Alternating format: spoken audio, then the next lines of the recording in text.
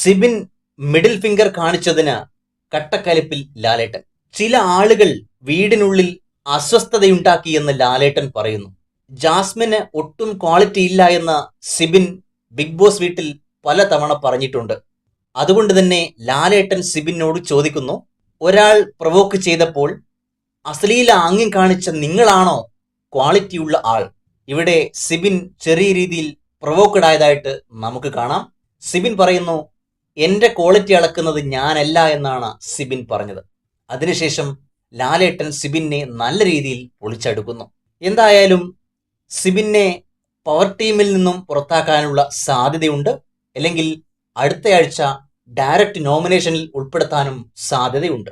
ഒരു കണക്കിന് സിബിൻ ഇത് കിട്ടിയത് വളരെ നല്ലതാണ്. കാരണം സിബിൻ നല്ലൊരു ഗെയിമറാണ്.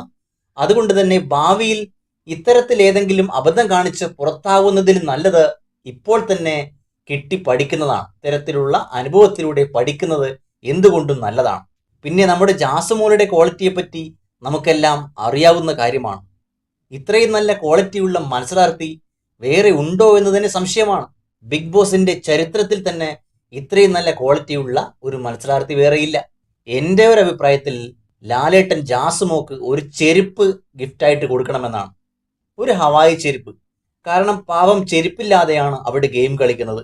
അതുകൊണ്ട് ലാലേട്ടൻ ഒരു ഹവായി ചെരുപ്പ് ജാസുമോക്ക് ഗിഫ്റ്റായിട്ട് കൊടുക്കണമെന്നാണ് എൻ്റെ ഒരു അഭിപ്രായം.